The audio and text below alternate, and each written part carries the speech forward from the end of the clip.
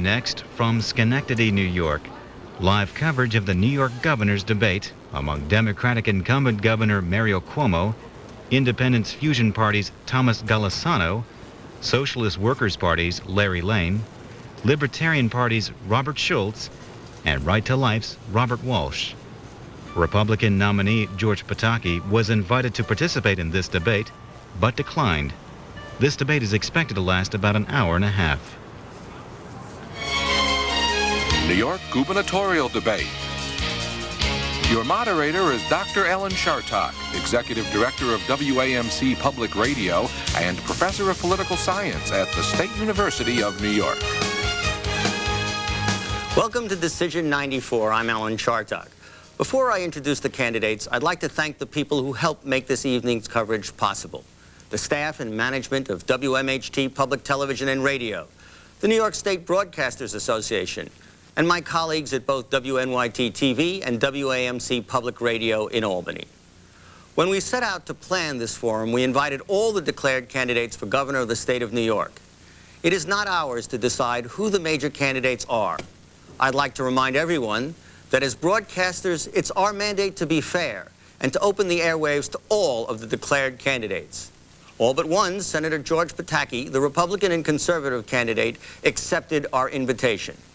With us tonight, in alphabetical order, are Governor Mario Cuomo, running on the Democratic and Liberal lines, Independence Fusion Party candidate Thomas Golisano, Larry Lane of the Socialist Workers' Party, Robert Schultz, Bob Schultz, the Libertarian candidate, and Right to Life Party candidate Robert Walsh. During the course of this evening, I'll be asking a series of short questions. Each candidate will have 2 minutes to respond. The first candidate to speak has already been chosen by lot, and that's Bob Schultz. Thereafter, each of the other candidates will have his opportunity to speak first. We'll give you a 30-second warning, candidates, before your time elapses. Now let's begin. Okay, Mr. Schultz, let's start with you. Now everybody answers the same question. One, let's talk taxes. Are taxes high? Should they be lowered? If they should, please tell us how you do it. Remember, please, no more than 2 minutes. Fine. Thank you, Alan. Good evening. I'm really proud to be part of this historic occasion. It looks like the system is beginning to open up and be returned to the people. This is reform. It is part of the process of letting people, rather than the political parties and their bosses, decide who will be on the ballot and whether it's a two-person or a six-way race. With respect to the question of taxes, taxes are clearly too high in the state of New York. In fact, it can be argued that the bulk of the people in the state of New York are in a condition of involuntary economic servitude in violation of the 13th Amendment to the U.S. Constitution. They're working for the government. The bulk of the middle class and the working poor in this state are working for the government. Taxes must be reduced and fast. People must be able to keep more of what they earn for their own use and for their own benefit. They need more discretionary income. However, you cannot talk tax cuts until you cut spending. The real question is, can spending be cut?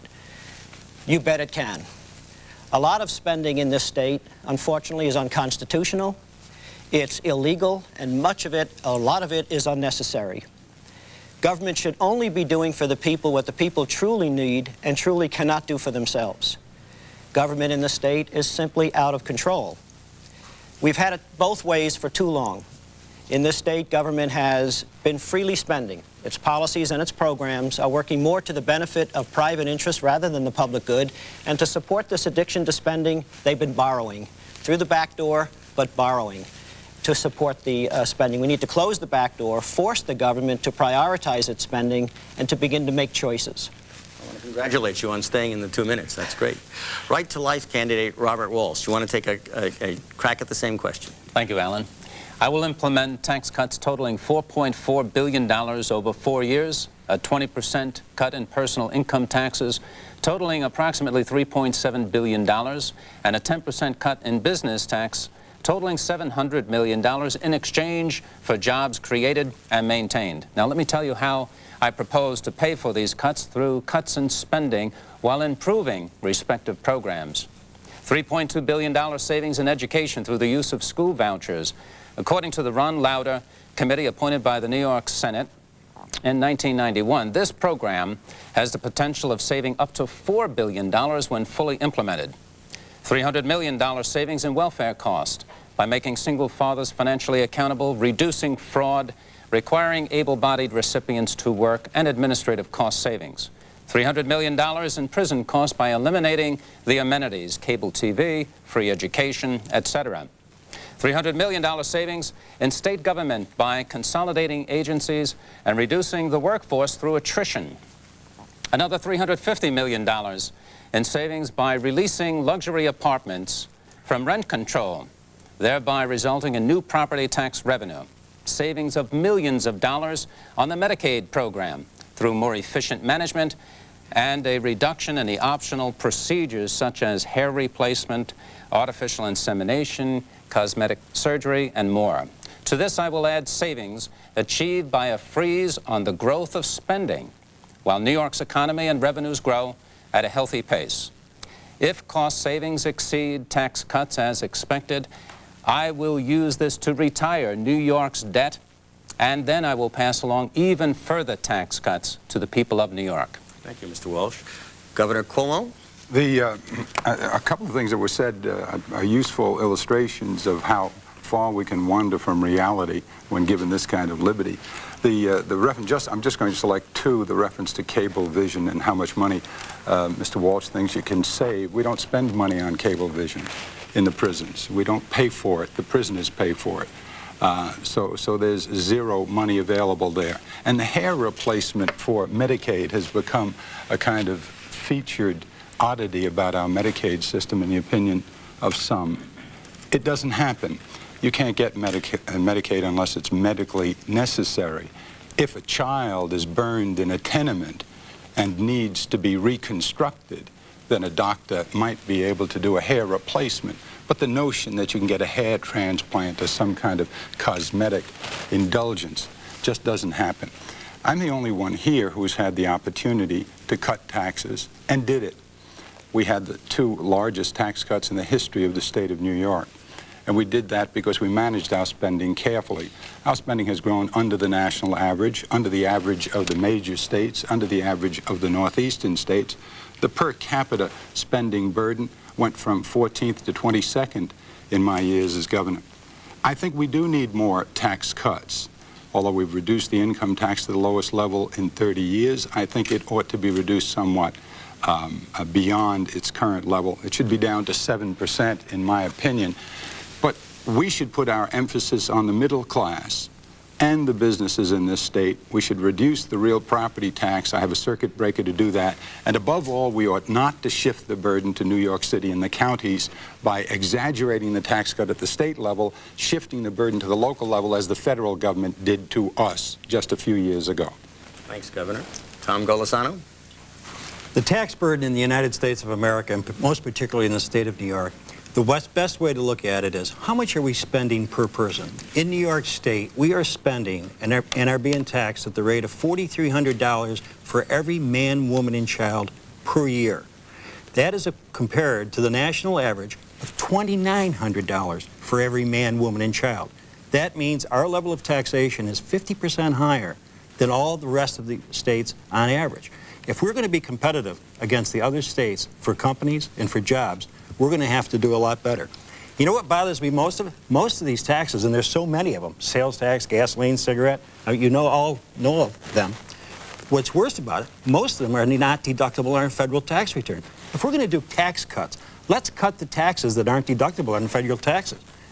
Why give less money to the state of New York, but give more of it back to the federal government? It doesn't make any sense.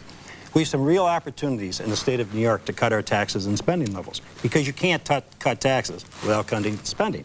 For example, on average, we have 20% more state and local employees per 100,000 of population than the rest of the country. Again, we're way over average on spending, and I don't think we feel that we're getting the quality of services that we deserve for this. Secondly, in the area of Medicaid, which now has become almost 40% of the state budget, not bad for something that didn't exist 30 years ago. We have two huge opportunities for Medicaid. One of the most wasteful parts of the Medicaid experience is the fact that in our cities, we are using Medicaid for health insurance. Now, the final result of that is the fact that our health insurance cost, because we're using Medicaid or instead of traditional HMOs or traditional health carriers, is running about 50% more than it should. And most of the Medicaid insurance is provided to welfare people, of which we have 1.6 million people in our state. It's a tremendous burden. Secondly, we have to stop this game of asset transfers and having the state take care of our elderly. Thank you, Mr. Golisano. Larry Lane from the Socialist Workers' Party. What I'm going to have to say, I think, will be profoundly different from what my four opponents here are going to say about taxes and on all the other questions we're going to talk. I'm a machinist at General Electric in Schenectady, a factory worker, second shift, and I think I look at the world considerably different than they do. I started the general question, what's going on in the world? And that will take us to where we are, what we should do about taxes. What's happened in the world in the last 3 or 4 years? There's a tremendous crisis in capitalism that this is manifested all over the country, all over the world, all over New York State. What's happened is there's a crisis, overproduction. International competition is getting very intense. That there are all kinds of a mass expansion of unemployment, underemployment in this state, which led to this leads to a severe, as we all know, social crisis, which is being addressed by many of the candidates in this campaign with different directions. But anything we're going to say can't be separated from the context of what is happening in the capitalist economy, which dominates this country, this state, and the world. So that's, I think, has to be our starting point. And what I think what all my opponents in this campaign are trying to do is shift the burden of this crisis onto the working class and the working farmers of this state. My campaign is headed in an exactly opposite direction. We intend to shift the burden of this crisis onto the capitalist class. On taxes, we are opposed to any taxes on the working class in this state. We are in favor of only one tax, which is a graduated, steeply graded tax on income. That's the only tax we're in favor of. Thank you very much, Mr. Lane. We'll move back to you later. Mr. Walsh, let's move on to welfare if we can. The welfare system has been made much of in this campaign. Is it too large? Is it out of control? Or should we be doing more to help those in need? The welfare system, in my opinion, does not work well for the people it's intended to help, and it certainly isn't fair for those who have to pay for it. We can and we must reform the system and break the chain of dependency through a realistic, tough, but dignified program. It's about time we gave recipients a hand, not just a handout. My plan to re-engineer the welfare system includes the following. We need to make single fathers financially accountable, require all able-bodied recipients to work from day one, if necessary, working at public works projects or local community service. We need to establish greater use of the workfare and job training programs that do create jobs, and recipients must be required to participate. We need to encourage local business, church, and community groups to help identify and develop local job opportunities. We must link welfare assistance to school attendance by the children of families on welfare in order to break the generational dependency. I'd like to make greater use of finger imaging statewide to reduce fraud. And finally, I believe we must improve the administration of this system through greater use of technology and more efficient management practice. Thanks a lot. Governor Cuomo, you want to take a crack at that one? The best thing to do with the welfare list is to reduce it. We did that to the lowest level in 21 years in 1989. It was, I think, 1.21 million people at that point, and it hadn't been that low for more than 2 decades. How did you do that? We had a booming economy. And if we have a booming economy again, which I expect we will over the course of the next 4 years, we will reduce the welfare lists. The people on welfare, for the most part, are very eager to work. from the moment I became governor. One of the earliest things I said was that work is better than welfare, and that has been the entire thrust of our welfare system. We wrote the new social contract that became the basis for Pat Moynihan's legislation, which changed the way welfare is done in this country in 1986 and 1987, putting a greater emphasis on work instead of just shelter. And that's what we need to do. We need to elaborate the experience we've had with America Works, which was a private enterprise that came in and found jobs for our people. We have to make more of our CAP program, which is the Child Assistance Program, first of its kind in the United States of America. It won a Ford Foundation award of $100,000. It was a program and is a program that begins with the proposition that the father has a responsibility and must pay a support award. If you do that, the woman, invariably the woman, gets the opportunity to work without losing a dollar for every dollar she earns. Thereby, she has an incentive to work. That program is working now in 17 counties and doing very well indeed. We have to consider a new approach to welfare this year called Jobs First. When the client walks into the office, instead of putting her or him on welfare immediately, see if you can find them a job opportunity before they ever get to welfare. Overall, the welfare population is very eager to work. I have pushed finger imaging, not to stigmatize them, and not because I think they're dishonest, but because I think overwhelmingly they are honest, and if we catch the bad ones, that will be clearer. Thank you, Governor. Mr. Golisano? Thank you, Alan. The problem of welfare in New York State, I think to the people that are on welfare, is probably in some cases worse than being put in prison. The fact of the matter is, in the last 4 years, we've had a 23% increase in the number of welfare cases in this state. It is costing the taxpayers of this state $3,700 for a family of 4 to support the welfare budget. The budget now exceeds $10 billion. It's about 15% of our state budget.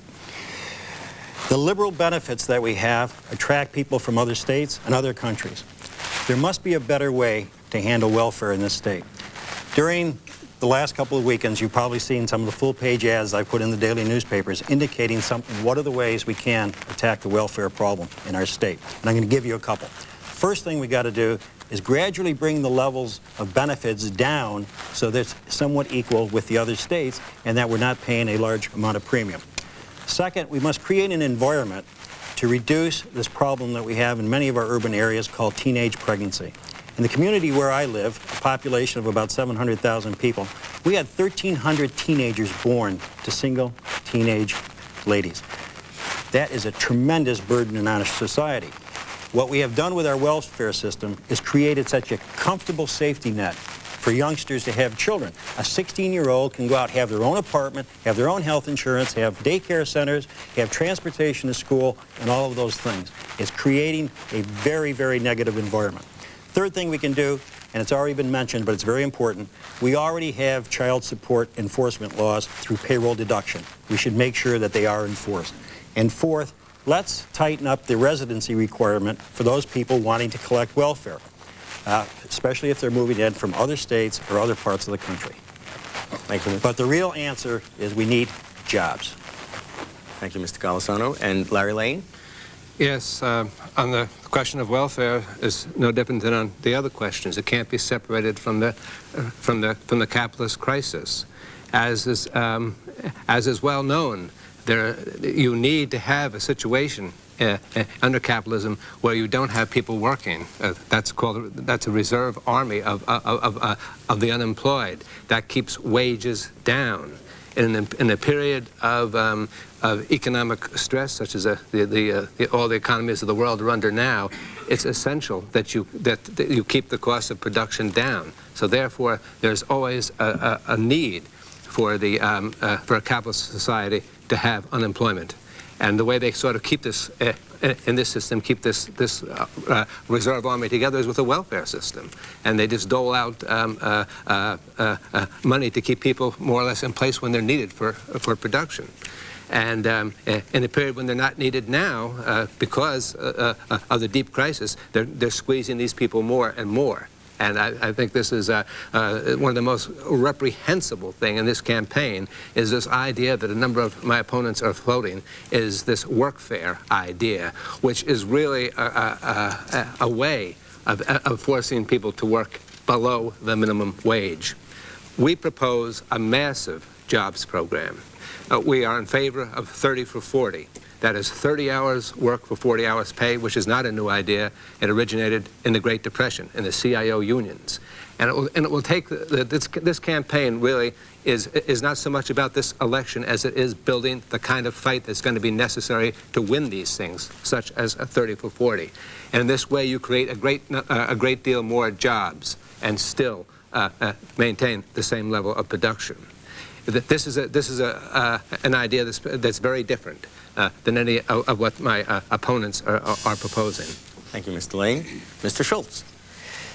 I'd like to talk about individual welfare and also corporate welfare.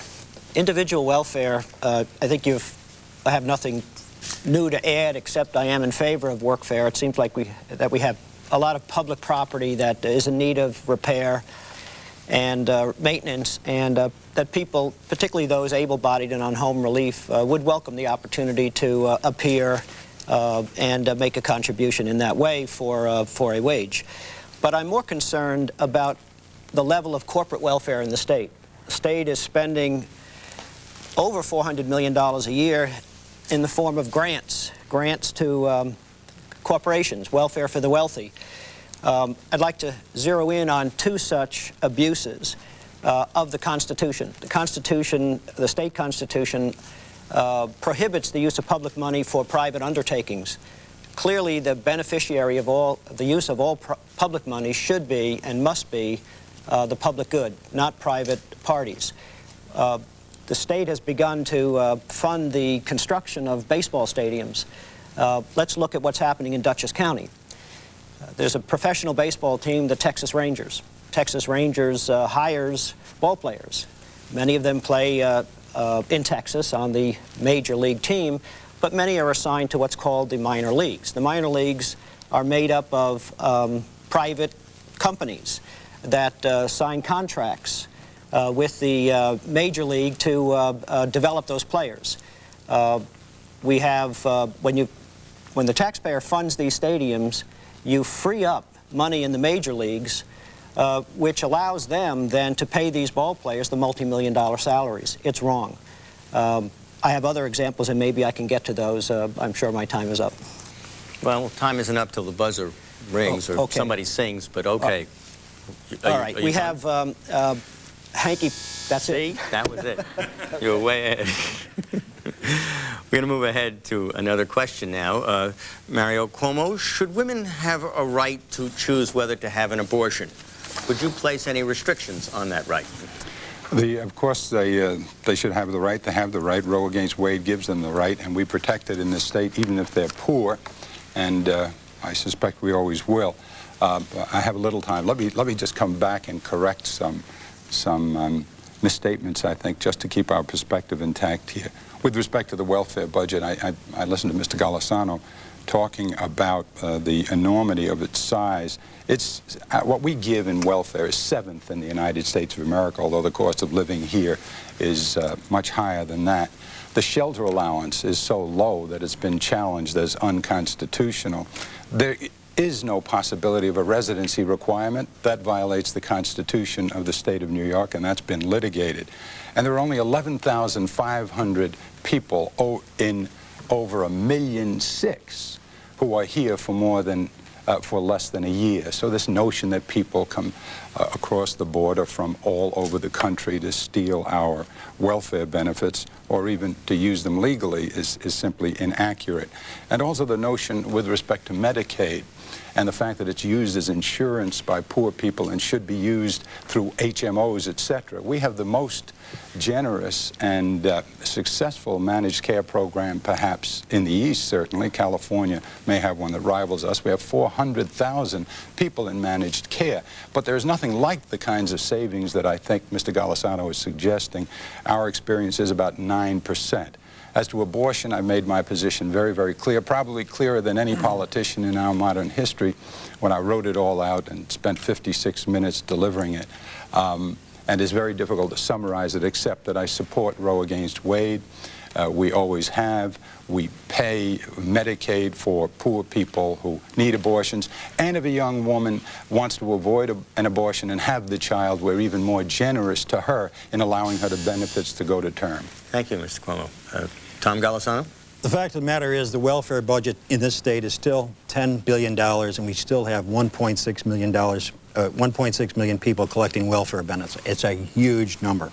As far as abortion is concerned, the United States of America has made it very clear on this issue.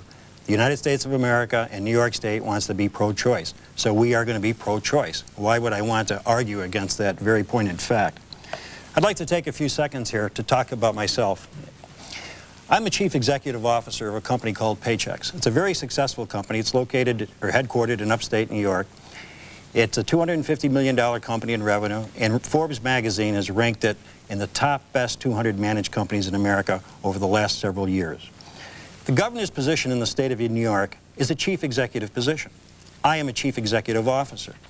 I have the responsibilities of coordinating all the functions of my company, and as governor, I would have the responsibility of coordinating all the functions of the state. It's what I do every day.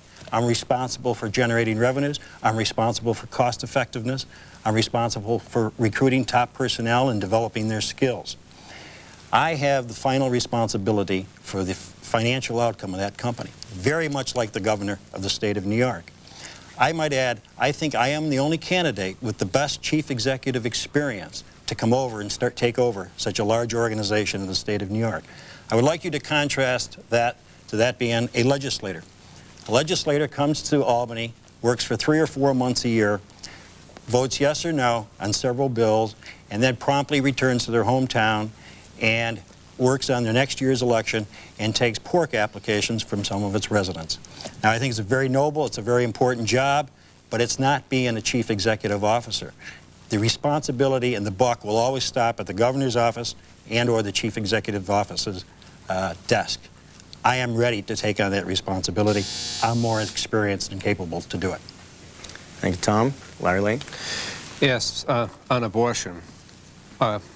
My campaign supports without any reservation whatsoever a woman's right to choose abortion. We think that a woman's right to choose abortion is a fundamental right to establish women's equality. It's absolutely essential. And I think it's a mainstay of our campaign.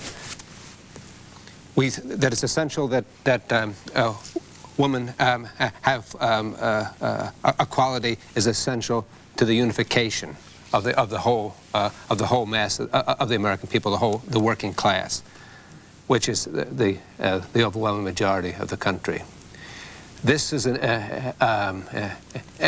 issue that is, I think, been neglected by all my opponents in this election. We note that around the country there have been a number of right-wing terrorist attacks, which I think are part of this whole generalized right radicalization we see in this country, which is a response to the steep economic crisis. Right-wing forces are getting an increasing hearing in this, not only in the campaign in this state, but in other states, and indeed in other areas of the world. We see right-wing forces coming to power in some governments, and they come out of this economic crisis of capitalism. People are getting scared. People are getting worried, and they're turning to some of these right-wing groups. We are calling for, and as governor, I would, and I would request our governor here tonight would consider, in the event that abortion clinics in this country come under attack, the idea of mobilizing, if necessary, the National Guard, to defend them, as was the case with in Little Rock, Arkansas, when children can no longer go to school. If women can't get an abortion in this state, we recommend that all sufficient force be mobilized to guarantee that democratic right. Thank you, Mr. Lane. Mr. Schultz. The thing that I would add on the subject of abortion is that we do have a constitution that prohibits the use of public money for private undertakings. We are funding abortions under Medicaid for poor people for circumstances other than rape and incest. It's unconstitutional. It should be stopped. I would like to return to the subject of corporate welfare in the time remaining here. I mentioned the unconstitutionality of public funding of sports facilities. We're spending an increasing amount of money in that regard. We're seriously considering spending $250 million to refurbish or relocate Yankee Stadium on behalf of George Steinbrenner and the New York Yankees. It's wrong. George has all the money. The taxpayers are not the primary beneficiary of such an expenditure. Another example and of corporate welfare. The corporate welfare exists across the state. In the town of Queensbury, in Glens Falls, New York, we have a company called Native Textile. Native Textile is part of a British conglomerate that is a $10 billion firm. The firm made $1 billion profit last year. It had a small manufacturing facility in Scranton, Pennsylvania. The corporation was going to merge the two operations, was going to do this anyway. It was on its way to doing it. The politicians stepped in, the bankers and the lawyers stepped in, and before you know it, the state has handed them a $500,000 grant. We've forgiven them their mortgage tax payments. Their $6 million facility is going to pay $1,500 a year of property tax. We've given them sales tax relief. Not long ago, come back to it, thanks. Thank you. Mr. Walsh. I am pro-life without exception for these reasons. To date, 31 million babies have been killed in our country, nearly 10% of them here in New York. 150,000 babies killed every year in the 6th to 9th month. In fact, 6 babies will die during my brief 2-minute commentary. Research shows that 98% of these abortions are for social reasons, not rape or incest. At 18 days, the baby's heart can be heard. 6 weeks, brain waves detected. 3 months, the baby is fully developed, needing only time and food to mature, able to breathe, swallow, suck her thumb, and tragically, to feel pain. It is 6 weeks after this time when most babies are aborted, literally torn apart or chemically burned or ripped into pieces in her mother's womb, all while alive and sensitive to pain. That is why I'm pro-life and why I think abortion is the greatest tragedy of our day and why we as a civilized society must find other ways to solve problems. Both pro-choice and pro-life people want fewer abortions. Let's work together to achieve that. Here are some of my suggestions. We need to end Medicaid funding of abortion. My opponents support using your taxpayer dollars. In fact, Mr. Pataki has voted against such funding, even though he has voted for such funding by verbal representations since that time. Quite frankly, I don't know how any pro-choice or pro-life voter can trust what Mr. Pataki says on this issue, or for that matter, any other. I support parental notification. Pregnant women deserve full informed consent, and I call upon our religious and parental leaders to provide moral leadership. Thank you, Bob. We are now going to the next question, which is, efforts at the national level to reform health care have so far failed. What, if anything, should be done to reform our health care system? I believe, Mr. Golisano, you're next. I have a fairly simple explanation or answer to this question about health care. I happen to be from Rochester, New York, and if you folks will remember, President Clinton during the campaign made reference to Rochester, New York's health care system many, many times. It is among the best in quality care and is among the lowest cost in the country. In fact, most people would say our health care cost in Rochester, New York is 25 to 30% less than the balance or the rest of the state's average cost. Now, Rochester is doing something very unique. They've been doing it for many, many years in cost containment of health insurance. The thing I don't understand, and of course if I was governor, what I would do almost immediately, is let's get the other cities and other municipalities in our state doing the same things that Rochester, New York is doing to contain their health care costs. We've had tremendous advantage in the upstate New York, or in Rochester, New York area, because we've done a good job of maintaining our health care costs. It's provided opportunity for more jobs. More companies are interested in moving to our area because of it. Why not spread this around to the rest of the state? Sounds pretty easy to me, and we should do it. Thank you. Mr. Lane? Yes, our position on health care is that we are in favor of universal health care, completely free. This is, as you're probably all well aware, the only one of the major industrial countries that doesn't even have a national health care.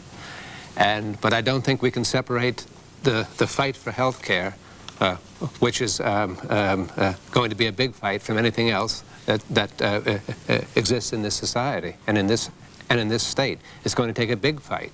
It's going to require the same kind of organization of working people and working farmers, youth and their allies, that is going to require to win the 30 for 40. We're talking about a very severe, deep economic crisis that we're in, and will continue to. This is not going away. People in the investment community I don't think realize the depth of it. You know, we have an investment recovery, but we sure don't have a recovery for the average family in this country. A study just out the other day shows that the median income in this country in the past 5 years went from 33,000 down to 31,000. This is the first economic recovery since the Second World War in which that has happened. The standard of living of the American people is deteriorating. In order to get health care, in order to get employment in this particular climate, you are going to have to fight. It's going to have to be a fight that's very similar to the fight that was waged to forge the CIO in the 1930s, which led to unemployment insurance, which led to Social Security. It wasn't given to us. We had to fight for it. There's an old saying that's often used, you hear it in the plants, that we have never won anything in the courthouse or in the State House that we haven't already won in the streets. This is also true of the fight for women's liberation, the fight for abortion rights, and also the fight for civil rights. Thank you, Mr. Lane. Bob Schulz? Our first priority must be to cut spending, to reduce the size, the scope, the cost, and the lifestyle of the government. We should not be thinking about new spending programs. We have to stop spending on things we don't need and things that are unconstitutional or illegal. This will leave people with more discretionary income, more of an ability to provide their own health care. We need to look first to the individual, to the family, to the community for health care. We should look to the government as a last resort. We had a situation at home. My in-laws retired and moved in with us some years ago, and it wasn't long before my mother-in-law developed cancer, and we cared for her at home. She died. We kept her at home until she couldn't swallow any longer, and then we put her in the hospital, and she died about a day later. But we cared for her. We gave her something that no health care system could give her. We gave her love and tender, loving care. A little over a week ago, my father-in-law passed away. He was healthy until he died suddenly in his sleep. But we cared for him as well. It's the way it should be. It's the way it used to be. It's the way it should be. People, they didn't put their assets in our name and then look to the government for assistance. They paid their way. We helped them. On the subject of health care, briefly, something the governor might want to look into, we find that there are about 1 million people working for government in this state. Many of them have spouses. Many of those employees working for the government are receiving health care from their public employer. The public employer sends a check to, say, Blue Cross Blue Shield. The spouse's public employer is sending a check as well. No additional health care, no enhanced coverage. Okay, Mr. Walsh? Can we talk? Sure. We have mixed emotions here. I think most New Yorkers would agree that the quality of medical care in our state is regarded as being the best there is in the world. However, we're all concerned about the high cost involved. For example, a family of 5 recently told me their health premiums are $7,200 a year. So what do we do about this? Well, there are a number of things we need to try. One we certainly can agree on is to reform the Medicaid system and reduce the related costs wherever possible. There's something wrong with a Medicaid system that provides more service than middle-class New Yorkers can buy privately. Recent studies indicate the use of health care vouchers may have some merit for Medicaid recipients, may save hundreds of millions of dollars if applied properly. In terms of general health care, I support a managed health care system that is driven by competition and rewarded for keeping people healthy through preventative care. There must be portability of coverage, and pre-existing conditions must also be covered. I also support the formation of comprehensive health care networks, mergers and cooperative affiliations of doctors, hospitals, and laboratories. Well, just the other day, it was announced that National Medical Enterprises agreed to buy its competitor, American Medical Holdings. Their goal? To cut costs, to share resources, to attain greater expertise, and to contain fees for all of us. These are the right measures, and it's the right direction, and I support it. Thank you, Mr. Walsh. Governor? We've been doing this for a long time. I have the great privilege and benefit of actual experience at doing this, and I continue to be struck by the difference between the imagined situation and the real situation. Mr. Golisano, I think, really does believe that all you need to be is a good businessman. But this isn't business. You don't work for a profit in government. And Mr. Schultz really does believe that everybody ought to take care of their sick family member. And in an intact family with the privilege of caring for one another, that works marvelously well, and that's the way I was brought up, too. But this isn't a business. What do you do with an AIDS baby? What do you do with an elderly woman who has no one to care for her? Rochester is a marvelous experience, and the president cited it, and so did I. But Rochester has Kodak and Xerox and Bausch & Lomb, and they are a very big part of the healthcare experience in Rochester. And you don't have AIDS babies that cost you $150,000 a month to take care of with 6 nurses. And you don't have the crack problem. So it's more complicated than it would appear from other contexts. Managed care is absolutely the right way to go. I mentioned that before. We need to do more of it. We can save $14 million for every 100,000 we put into managed care. We have an electronic clearinghouse that saved us $50 million just by bringing a sophisticated computerization to the way you handle bills. The big thrust must be for primary care for 2 million people who are uninsured and whom the federal government has not been able to insure. Regrettably, that is going to cost you money. You will need primary care practitioners. And that's what makes us different from a business. Even if we don't make a profit, we'll have to invest to save these people. Thank you, Governor. Mr. Lane, we'll start with you on question number 5. Despite large tax dollar commitments to education, many contend that our system is in deep trouble. How would you fix it? The solution to the education problem is no different from the solution to all the problems that beset this, crisis-ridden society. And as we point out, the crisis doesn't go away; it deepens. Why isn't there money for education? Why are the schools in the condition they're in? Why aren't people learning in the schools? Why is this that none of the general priorities of the great majority of the population of the state are being met? And we're being told from every angle, no matter what the question is, be it education, be it health, be it jobs, the money just isn't there. The money isn't there because the people that have the money don't want to come up with the money. And they're not going to come up with it very easily. That they're going to balk at this. They don't want to pay for it, but the money's there. Believe you, this is the richest country in the world. This is probably the richest state in the country. That the money's there, and there's no reason on earth why the social needs of the population, the cultural needs of the population, can't be easily met by the productive resources of this country. But it requires, what it's going to require is the political fight, the organization of the vast majority of the population to get to achieve these things. The corporations, I doubt very much, are going to like this. They don't, certainly at my plant, they don't like the idea of 30 for 40.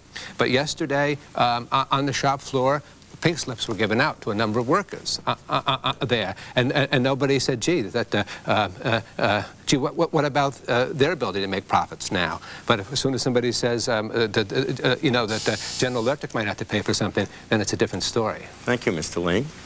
Bob Schultz? We can improve the education system by starting with this. Add the New York State Constitution to the curriculum. Would you believe that we have a Constitution, the forefathers put their collective foot down against the tyrants of their day, and they left us nothing but our state and federal constitutions. It's a set of principles to govern the government. Most people don't know it exists. I have 1 or 2 meetings around the state a week, and the questions I ask everybody, how many here have received a part of their education in New York State? Most of the hands go up. I then ask, how many in receiving that part of your education in New York State have ever been introduced to, much less were detailed schooled on the state constitution? No hands go up. It's a huge problem. It wasn't in the state's interest, as they educated the children of the state, to tell them that there's a rule book that governs the governor's behavior, that governs the behavior of the legislature, that puts the ultimate power with the people, that they are the absolute sovereignty, and that it's the rule book that governs the behavior of everyone in governmental power, including school boards, far more so than the federal Constitution does. We're using it. People are waking up, and we're beginning to recognize that there is a rule book and what our rights are under that rule book, and we're beginning to confront governmental wrongdoing. In the area of education, one key case that we have going is the case against the meaningless vote. In the state constitution, in the 2nd article, it's the suffrage article. It starts out with the words, the people have a right to vote on every question put before them in every election. Obviously, that vote is to be meaningful. But people go to the polls in 675 school districts around the state every year, and they vote on the question put before them. Shall the school district increase the level of spending to whatever the amount is? And the people, for whatever reason, they say no. They did it 200 times this year, but they get it anyway. There's something wrong with that. Thank you, Mr. Schultz. Mr. Walsh? You know, it's still possible to get a good high school education in New York. The problem is you have to go to college to get it. In too many cities, children, teachers, and parents worry more about evading guns and knives than they do in learning. New Yorkers spend enough money per pupil, one of the highest in the country, and that's all right. What's not all right is that SAT scores are consistently lower than national average. As the head of an educational division at the American Institute of Banking, I can tell you there is a better way. There must be. My plan to revitalize New York's educational system draws upon an improved system that challenges students, teachers, and parents and rewards them for improved performance. Much of this is made possible through the use of school vouchers, which will increase competition among educators, give parents a choice of schools, public, private, or parochial, and will save taxpayers hundreds of millions of dollars. School vouchers do much more for New York. For those parents who want to send their children to a school where prayer is allowed, where values and respect are taught, where condoms are not distributed, etc., well, vouchers will allow them to send their children to a school that meets their standards. And for those who want their children to attend other schools, well, vouchers work for them as well. I also favor greater training for teachers, greater rewards for improved scores, reduced mandates, and greater use of technology. Thank you, Mr. Walsh. Governor? Just some quickies again. Getting back to our earlier discussion, business people and government and such, and health care, I want to make the point that you can bring business principles to the good work of government as well. New York State's health care costs grow slower than any state in the United States of America, and we're very, very proud of that. Mr. Schultz, on the Constitution, I hope we're going to get together on a Constitutional Convention. I hope eventually you will be supporting the Constitutional Convention of 1997, because much that you say I agree with. I think all the people ought to sit down and revisit their 10 Commandments and see if some of them shouldn't be rewritten. That will be 1997. It's not too early for us to get together and push for a yes vote. Let's talk about education and try to put that in perspective. The SAT scores, please, Bob, don't use those. You know, we have 75% of our students taking SATs. A lot of the schools that we have to compete with have just their choice students taking the SAT test. They are not the best measure here. The competency tests that we give our own students here show that there has been some improvement, not enough. We have some of the best students in the world. They come from all over the world to go to Stuyvesant High School and Bronx High School of Science. So there's much in our educational system that's good. There's much that needs help. I propose a revolutionary way to do the business of schooling at the lower levels. 21st century schools, no mandates from Albany other than the objectives and the description, the standards to be met. Let the school make all the decisions. Let the school make all the decisions. As to vouchers, what would you do in that Catholic school with taxpayers' money? Would you use taxpayers' money to allow a child to go to a Catholic school? Would that not violate Mr. Schultz's Constitution? I don't like vouchers. It would empty the money out of the public school system and bring down the public school system altogether. But I do like 21st century schools, and that's a revolutionary change. Thank you, Governor. With which, I believe, Mr. Golisano. Thank you, Alan.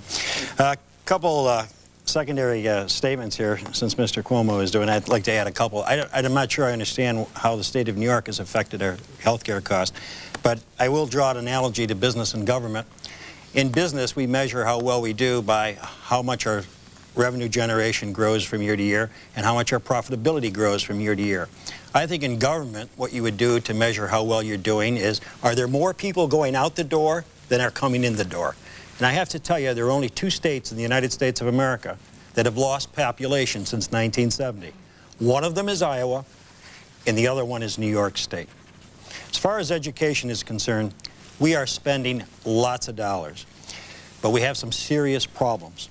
We're spending almost $9,000 per year per student, which is a tremendous amount of money. It's either second or third highest in the country.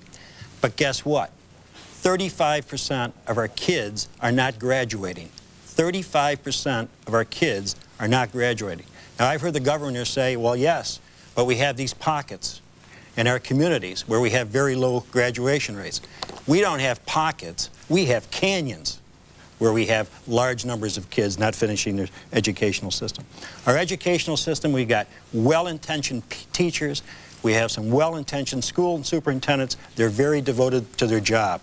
But something is amiss. We have some systemic problems. I want to give you a simple math problem since we're talking about education. If you have 25 kids in a class at $9,000 a year per student, that's $225,000. If we're paying the teacher salary and benefits $70,000, where's the other $150,000 going? I agree with Mr. Cuomo on the issue. Let's bring education down to the local school board level. Let them decide what the curriculum looks like. Let them decide what the school day and the school year looks like. And we have some very different concerns. How we educate in Jamestown, New York is not how we're going to educate in New York City. Let's give the local school boards some control over their local environment. Thanks. Moving on, Mr. Schultz, you're going to be the next. What would you do about crime in New York? We have crime in the streets. That's bad. I have an idea or two about that. But I really want to talk about crimes against the people by those in governmental power who we find are routinely violating the state constitution, routinely abusing their power. Every time those in government turn a blind eye to the people's constitutional rights and sock them with additional spending, taxes, and debt, the taxpayers get mugged again and again. And there are no cops on those streets, just a neighborhood watch. We at the All-County Taxpayers Association have found that those in governmental power, from the governor and those in the legislature on down to the school board, are routinely violating the people's will as expressed in the Constitution and its laws. And we're getting mugged. A couple of examples. In 1990, the legislature and the governor together approved a bond proposition to go on the ballot. It was called the Environmental Quality Bond Act. Good politicians capitalize on the public interest at the moment, and the environment was still a hot issue back then. And it turns out that much of that money, hundreds of millions of dollars of the proceeds of that bond issue, were not going to go into environmental projects, but were going to be used to balance the budget, to reimburse the state for past expenditures. And to make matters worse, the state was spending money to sway the results of the election, to entice yes votes. We had to go to court to put a stop to that, and we were successful. The state has begun, the legislature and with the governor's signature, have been passing laws for the state to start selling its prisons and highways and other assets to itself in violation of our constitutional rights. We've had to go to court to stop that. Thanks, Bob Schultz. Robert Walsh. As a native of New York City from a poor family of 12 children, I've seen New York gradually slip farther and farther into the pit of lawlessness and violence. As a matter of fact, while campaigning in Washington Heights last week, people told me how they live in fear, and at night they hide behind closed doors while armed criminals roam the streets openly selling drugs. I will wage a fierce war on criminals. I'll get them off our streets, reduce overall crime, and make New York once again a safer place. For violent felons, sex offenders, and drug dealers, longer sentences, no plea bargaining, no parole, and hard labor. For capital crimes and three-time felons, let's impose a living death penalty, life imprisonment, hard labor, no parole. Let's prosecute juveniles as adults for attempted violent crimes and allow longer sentences. For those who use a gun in the commission of a crime, longer minimum sentences without parole. And let's require criminals to pay for their trials and for the losses caused their victims. While I support the constitutional right to bear arms, I also support gun control measures which will protect citizens from those who abuse this right.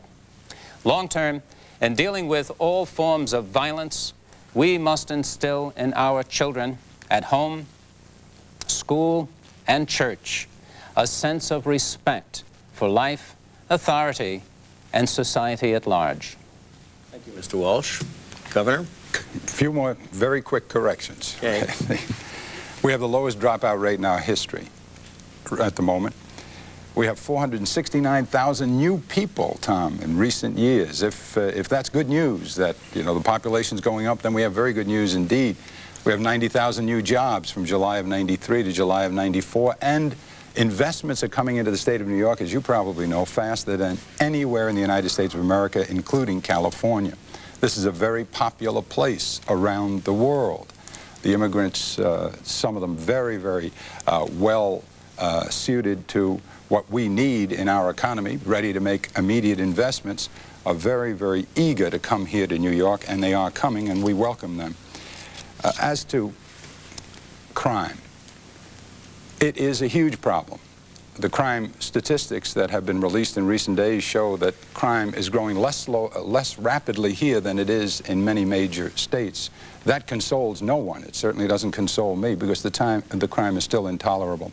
There are some tougher things we have to do. I've built more prisons than any governor in history. Indeed, all the governors of New York State put together have not built as many cells as I have. So I know about that, and you'll need some more. We have the strongest police force in our history, and I know about that because I did that, and I'll keep them strong. But that is not the answer. You need an assault weapon law. Absolutely. It's shameful that they won't ban assault weapons here. It's shameful that they won't give you life imprisonment without parole for a murderer.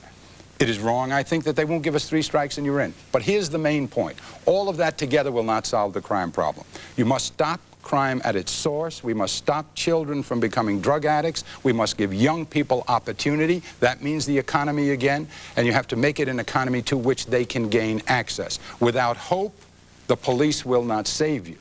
And that is not an old-fashioned liberal idea. That is pure common sense. Thank you, Governor. Mr. Golisano? We have the lowest dropout rate in whose history? Not from what I see in New York State. As far as crimes are concerned, we've all been victims. We can't walk down the street without feeling insecure. We have to lock our cars. We have to lock our homes. We're installing alarm systems in our home. We have an epidemic in this state. We've got to do the basic things that I think everybody agrees with. We can't let violent criminals out on the street. The public has a right to bear arms, but we can't let them have weapons of mass destruction. We need a holistic approach in the area of crime. If we don't provide opportunity for people, if we don't provide jobs for people, if we give them idle time, they're going to resort to crime, and that's what's happening. But there's a topic I want to talk about that you're not going to find too many politicians talking about this today, but I'm going to talk about it. I have been chairman of a substance abuse coalition in upstate New York. I was chairman of it for 2 years. I've been on the executive committee for 5 years. I've done everything from go on drug raids to speak to large group of legislators for advocacy. I can tell you, we can use macho terms like never surrender and war and get tough on crime. We've lost the drug war. We have lost the drug war. Our public policy is creating more unrest in our cities, more people getting killed. If you ask the law enforcement officers, they will tell you 2 out of 3 murders in our urban areas are drug-related. We do not have a sensible drug policy in this country. Now, I am not advocating the legalization of drugs, believe me. But I think as you would do in a business, let's get the good minds together, start analyzing this problem, and instead of throwing money at it and people's lives at it, let's start throwing some intellect at it and come up with some solutions that are going to take all this strife and all this unrest and all these assaults and all these muggings off our streets. We need a more sensible drug policy. I wish more and more of the politicians would talk about this issue, but for some reason, they don't do it. Mr. Lane. Yes, I think I agree with all my opponents here that crime certainly is a big issue. Certainly, if you watch television and the campaigns both here and around the country, it's a huge issue. And I think we have to get at the basis, really, of what is crime. We mentioned earlier that this society is in a deep, crisis. It's manifested everywhere, and not only here, throughout the country, the world. What causes crime? Is it caused by poverty? I'd say no. That's what liberalism always said. If people had jobs and they wouldn't resort to crime, that's not necessarily true at all. Because I think that the biggest criminals in the country are in the boardroom and the stock exchange. I appreciate what Bob said, that we're also mugged a great deal by our government as well, which I think is true, that they are often acting criminal ways against the people that they purport to represent. I believe that's true. But at the very basis of what crime is, I think capitalism causes crime, which is, of course, a dominant system in this country. And you have to understand now that it's under crisis. It's beginning to show its teeth. It's no longer nice, that is a real drive for profit. The whole thing that drives it is this: I'm going to get mine. Look out for me, I'm coming through. Any deed for greed. There's, like other candidates have said here, that we always talk about the drug war. I think I've been through about 25 myself. Wars on drugs, wars on crime. But drugs is a business. It's a very big business. Crime is a very big business. You hear so much about gangs, but what are the gangs fighting over? They're fighting over drugs. They're fighting over turf. They're mimicking the big corporations, the big businesses of the country and the world. Thank you. Moving on to another question, the jobs question. What can be done to preserve and increase jobs in New York State? I believe, Mr. Walsh, you go first. Every day we hear of more friends, family, and neighbors who've lost their jobs and have little hope of reemployment. In the past 4 years, New York has lost far too many jobs in the private sector, while the rest of the country has increased employment. Wall Street companies continue to move jobs out of state, including Citibank, Salomon Brothers, Bankers Trust, and others. We can and we must reverse this trend by creating, attracting, and retaining jobs in our state, and we can do this by providing even more support for business. A good example is our international company.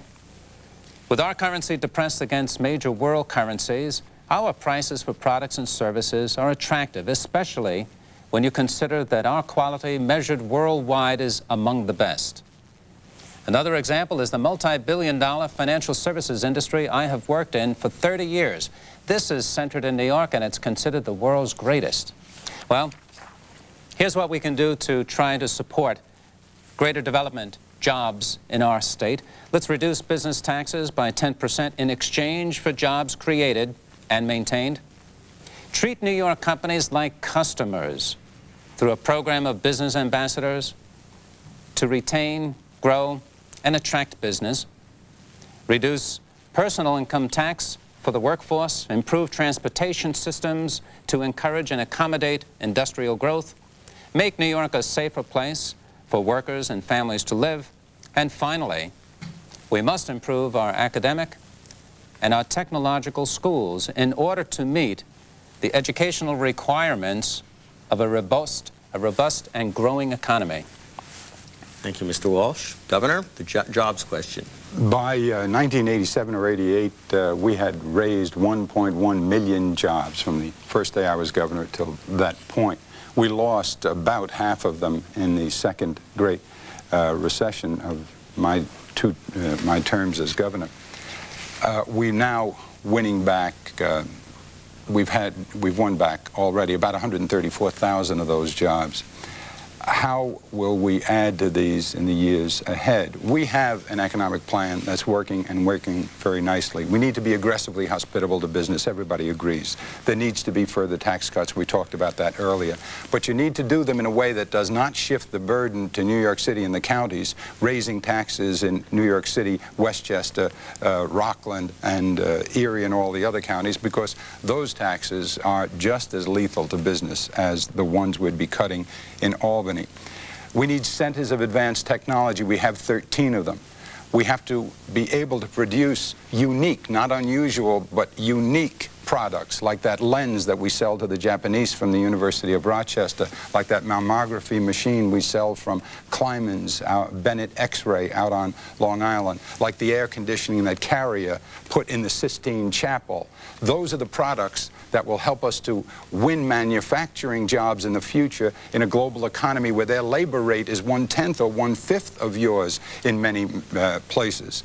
We need to finish my new New York construction work, the infrastructure work. There are 300,000 jobs in that $32 billion worth of work. We have to concentrate on our competitiveness in the global economy. Keep moving exports. They're growing at above the national average. We have dozens of companies coming from outside, from all over the world to do business here. Symbol, Cirrus from Logic, Bombardier from Canada. We have to keep that movement going. I think we're on our way. Thank you. Mr. Golisano? I'm a business person in New York State, and I would like to give you my version of New York State's attitude towards business in our state. If it moves, you tax it. If it still moves, you regulate it. And when it stops moving, you subsidize it. How many of us today feel secure about our jobs today compared to how we felt 10 years ago?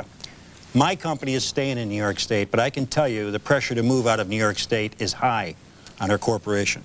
Since 1965, 101 Fortune 500 company headquarters have left New York State and moved to other states, and they've taken all the jobs with them, as well as all the support industry jobs that have gone with them. When you look at our unemployment figures, folks, in New York State, look at them with a cursory eye. You would look at our unemployment figures and say 6%, that doesn't seem too bad, but it doesn't include the 1.6 million people on welfare. We can turn it around. We have to reduce taxes by reducing spending. As governor, I would reduce corporate tax rates. I would try to reduce individual tax rates so the general population has more money to spend. And so corporations, if they pay their individuals less money because the individuals are paying less taxes, that means their prices and products are going to be more competitive. Secondly, we got to reduce the tremendous regulatory burden on New York State. There's such an adversarial relationship between business in this state and government that it must be changed. And we also have a crisis in New York State going on in the area of workers' compensation cost. If you ask any business person that does business in the state of New York, they will tell you the most negative factor about doing business in this state is the high cost of workmen's compensation cost. We can turn this around. I think it's going to take a business person to turn it around. Thank you. Mr. Lane, the jobs question. Yes, I think on this question we begin to see some of the points that we're trying to raise in our campaign. We admit there is this economic crisis, and it becomes the question of who is going to have to bear the burden of it. I keep hearing we have to reduce costs, that we have to decrease spending. Whose cost and whose spending? Whose ox is going to be gored? In order to, this whole idea that we should make ourselves, put ourselves in a position where corporations from around the world will want to come here is an interesting one. At what price is this being done? This is to reconcile ourselves within the capitalist market, to be the low-cost competitor. And of course, what will impress people will not only be your technology, but will be your low-cost labor, which is at the heart of what this whole economic crisis is about. It's about cost. It's about profit. And where do we stand in this? Obviously, there is no solution to this problem within the confines of the state of New York, or even the confines of the United States. Everybody talks about the multinational corporations, so therefore our fight for jobs is going to have to be an international fight. I'll tell you something, though, in terms of fighting, which is what we're trying to talk about in this campaign, building the fight that's going to be necessary to win the economic security and stability for the working class and the farmers of this state. And that would be a strike that was out in, that most of you are familiar with, out in Flint, Michigan. The United Auto Workers went on strike there and demanded that the company, General Motors, the largest in this country, hire more workers. It had to take a fight to get them to do this. They created more jobs there than the legislation in New York has created in some time. Thank you, Mr. Lane. Bob Schulz? With respect to jobs, I believe we have to recognize that you cannot buy them. We seem to be trying to buy the jobs, spending a great deal of money on corporate welfare. The Symbol Technology the governor mentioned on Long Island is a good example of the problem. Symbol Technologies was a very profitable company. They make the scanner when you check out in the supermarket. They had a building that was becoming a little bit dilapidated, and a parking lot that was becoming dilapidated. They called the state and said, "We're thinking of leaving the state." And they sat back, and sure enough, in a very short period of time, the state was there handing out millions of dollars in grants and subsidies. We have announced the other day $182 million we're giving to the New York Mercantile Exchange to help them relocate from 4 floors in the World Trade Center to a new building across the street. We've given a $105 million package to Prudential Bache, $50 million to CBS, $29 million to the New York Times, $39 million to Kitty Peabody. The list goes on and on. You can't give until you take. We're taking that money from individuals and small businessmen and women and other corporate taxpayers. The public benefits are dubious at best. It's good politics, but it's terrible governance. We need to lower the overall demand on individuals and on businesses on taxes and fees. Make the climate in New York more competitive. That's going to come about. These are reforms that are just too formidable for the political process. Those are reforms that are going to come about through citizen vigilance. We need spigot watchers. Do we need this spigot? Can we close it down? Is this one open too far? Can we stop the spigots from leaking? That's, I think, part of the solution is the citizen vigilance. Thanks, Bob. Last question, and is one which I know most of you have thought a lot about. Is our political system broken? Should anything be done to preserve it? Governor? Just mine, really? This is the last question. I believe so. Let me stay with jobs then for just a minute more.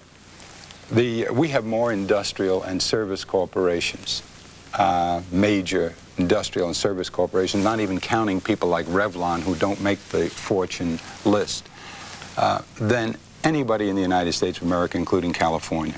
This notion that we are somehow waning in dominance. We lead the world in securities. We lead the world in publishing. We lead the world in advertising. This is the services capital of the world. Manufacturing, we introduced Bombardier, Kawasaki, ABB, Morrison Knudsen. They said it couldn't be done in 1982 in Iran. You couldn't make subway cars and trains. We did it. Now we're bringing a United States electric car to Syracuse from California to do manufacturing. This is a myth. This is a shibboleth, this talk about we are somehow falling apart. I'm not a businessman. I produced 1.1 million jobs through 2 recessions, and now 90,000 more. They say the job growth is not as great as it is in other places. The job growth here has been behind the national average for 50 years, except for 8 years. 2 of those are mine when we were above the national average. Why is that? Because we're the most mature economy in the United States of America. We began much of America. Do we need a new political system? Of course you do. The Senate Republicans have been in command for 55 years in a row, except for 1. The Democrats are in command for 20 years in a row. They don't want to change anything. We need a constitutional convention. In 1997, you go into your polling place, it will say, do you want a chance to take back the government? Constitutional convention. Say yes, let's go to Albany, let's rewrite the system. Thank you, Governor. Tom Golisano? If I may, in a company, you cannot confuse activity with results. And I think that may be happening here tonight. The result is 40% of the jobs lost in the United States of America in the last 5 years were lost here in New York State. Government doesn't create jobs. The private sector creates jobs. That was evidenced in 1992 when the voters resoundingly defeated a bond issue supported by the governor for an $800 million construction job between LaGuardia and Kennedy Airport. The voters voted it down because they realized government-created jobs are not real. I think I'm the best person tonight to talk about politics. As you may know, in the last 6 weeks, the Republican Party has challenged me 5 different times in our court system about my candidacy for governor. 5 different times in our court system. We've wasted the taxpayers' money, we've wasted my legal money, and I'm sure the Republicans wasted their legal money in an effort to keep us off the ballot. Now, I'd like to take a minute to tell you about one of the real problems we have in our political system. It's called political action committees. In short, PACs. PACs are organizations and groups of people that give large amounts of money, millions of dollars of money, to finance campaigns, for example, for the governorship of New York State. My 2 major candidates have received millions of dollars financing their campaigns. Now, why do they get this money? Because the PACs want something in return. They either want access, they want influence on rules and regulations, they may even want legislation.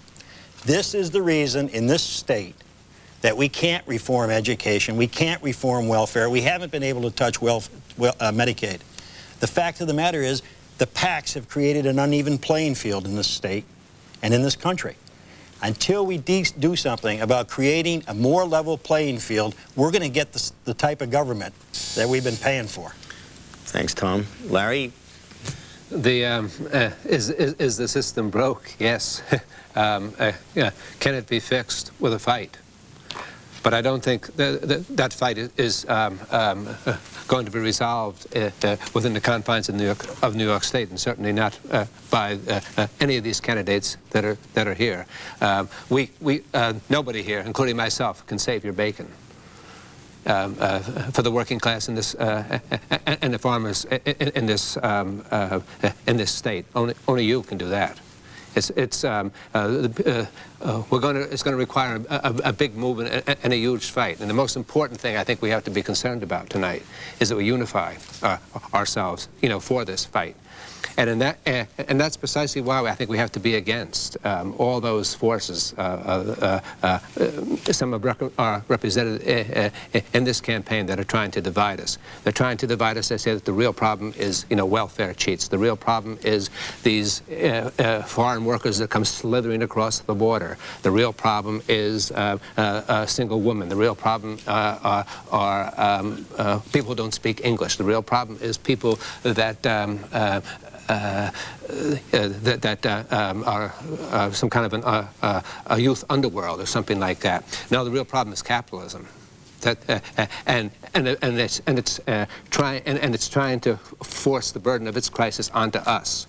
And we have to resist that, but it's going to take a big fight to do that. That's why we have to be opposed all these right-wing solutions that are being proposed. That we have what we want. I think we to defend our standard of living, to defend our interests, our culture, the culture of the big majority of the working class and the farmers. We're going to have to organize. People who aren't in unions should get in them. Farmers who aren't in farm organizations should do that. We're the majority. We should run this country. Thank you, Mr. Lane. Schultz? The price of freedom is eternal vigilance.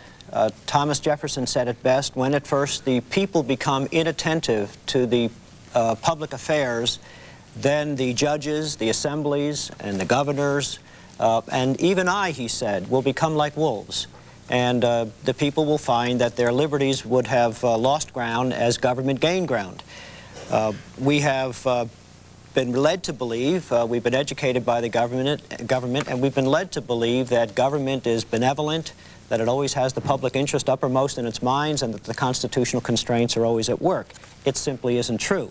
We've allowed government to get out of our control because we have failed in our responsibility to be vigilant. What can vigilance do for us? Look what it did for us 2 weeks ago. Through citizen vigilance, we were able to strike down key provisions of the New York State election law, an election law that was written by both the Republicans and the Democrats of the state, and basically for self-preservation. We struck that down, and now it is a whole lot easier for independents, to those with different political ideas, those who, like myself, believe in less government and more individualism and self-reliance, to advance those political ideas and to create and develop new independent parties. Through citizen vigilance, we've been able to attack backdoor borrowing. That's a case that we haven't gotten the relief in New York State that we had, through the New York State courts, that we had hoped to get, but we'll go on to the U.S. Supreme Court. We're not lawyers as we do this. It's actually easier for people like myself to go to the Supreme Court and argue a case. It's easier for citizens than it is for lawyers. They have to be qualified. But this is what citizen vigilance can do. It can get your government back and back under your control. Thank you, Mr. Schultz. Mr. Walsh. On the subject of governmental reform, I support initiative and referendum, public funding of campaigns, public debate on budget proposals, and a requirement that all mandates be funded. You know, I would not be surprised if many of you are seeing and hearing me for the first time, even though I have been aggressively campaigning since early June. Despite being a duly designated candidate with positions on the major issues, the media has effectively blocked all coverage of my candidacy, and this concerns me. Most news stories and polls have been conducted without the mention of my name or my party, even though I participated, for example, in a public forum with Governor Cuomo and Senator Pataki at Ross Perot's conference. My efforts to be included have been blatantly refused by the news media, television, and journalists, with only few exceptions. I have a sense of outrage about this and grave concern that in this day and age in America, and such an important election, the media can effectively silence a candidate. This sort of censorship is reminiscent of the ideology prevalent in the former Soviet Union. This is America. The behavior of the press in this regard has been a betrayal of the public trust, an insult to me, my opponents here, and all the voters of New York. Surely in our system of free and open democracy, only the voters should decide which candidates they want to hear and to elect. Whether I get 1 vote or 10 million, it must remain the exclusive right and privilege of the voters, and no one, not the media or anyone else, should compromise this sacred process. Thank you, Mr. Walsh. I'd like to thank all of the candidates. Thank you very, very much for coming here tonight. Governor Mario Cuomo, Tom Golisano, Larry Lane, Bob Schultz, Robert Walsh. I admire you all tremendously because you're putting yourselves forward and you're willing to come here and willing to speak out on the issues. And sometimes it's boring and sometimes it's not, but that's the price of democracy and that's what this is all about. I do appreciate the fact that you've been able to do that. I'd also like to thank the staff and management here at WMHT TV, WNYT TV, WAMC Northeast Public Radio, and the New York State Broadcasters Association. A lot of you have been allowed to watch this tonight because of them. Now we've heard them, it's up to you. Please remember to vote on Election Day. I'm Alan Chartock. Good night. You've been watching live coverage of the New York governor's debate.